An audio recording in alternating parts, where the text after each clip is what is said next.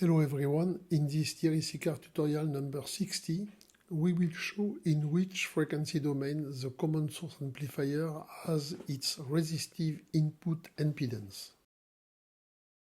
In this presentation, we will start by calculating the input impedance of the common source amplifier. In the small signal diagram, we write the input current, which is also the capacitor current IC.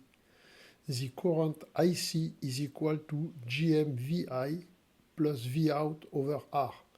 From this equation, we deduce Vout, which is equal to IC minus GMVI times R. IC can also be written as Vin minus Vout times JC omega. Replacing Vout in pink with the expression calculated earlier, we obtain the equation IC versus Vin. After arranging as Zin equal Vin over IC, we obtain the input impedance equation 1 plus J RC omega over J times 1 plus GMR times C omega.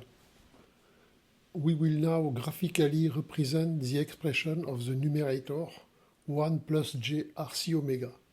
Of course, at low frequency, the value is close to 1, but at an angular frequency omega equal to 1 over RC, RC omega equal 1, and when omega is greater than 1 over RC, the asymptote has a slope of plus 1 or 20 dB by decade. We will now graphically represent the expression for the denominator, J times 1 plus GMR times C omega.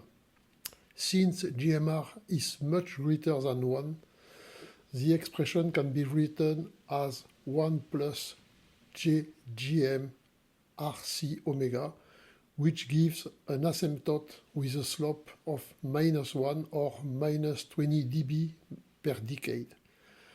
When omega equal 1 over RC, the value of the denominator is equal to 1 over Gm. To obtain the Zin impedance plot, we need to calculate the ratio between these two plots. We start with the denominator, then add the numerator. The denominator plot up to omega equal 1 over RC is multiplied by the numerator plot, which is equal to 1 up to 1 over RC, resulting in the black curve. Then, after 1 over RC, the positive slope cancels out the negative slope, resulting in a flat slope equal to 1 over Gm plotted in red. The impedance in the red curve is equivalent to a resistance of 1 over Gm, as shown next to the small signal diagram. In reality, 1 over Gm is equal to Rs, the resistance seen from the source of the NMOS. When the angular frequency omega is greater than 1 over RC, the voltage Vc becomes very low, meaning that capacitor C can be considered as a short circuit between the gate and drain. If the gate and drain are short-circuited, the NMOS circuit can be designed as shown in the equivalent circuit. In this topology, the NMOS presents the same impedance at the source and drain because NMOS is a dipole. The impedance seen from the gate is therefore the same as Rs equal 1 over Gm.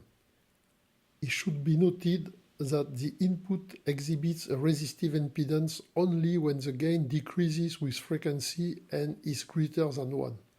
Thus, when the angular frequency is greater than omega 0 equal Gm over C, the gain is equal to 1, and the impedance remains equal to 1 over Gm. We will see later that the impedance is no longer resistive if the gain is less than 1.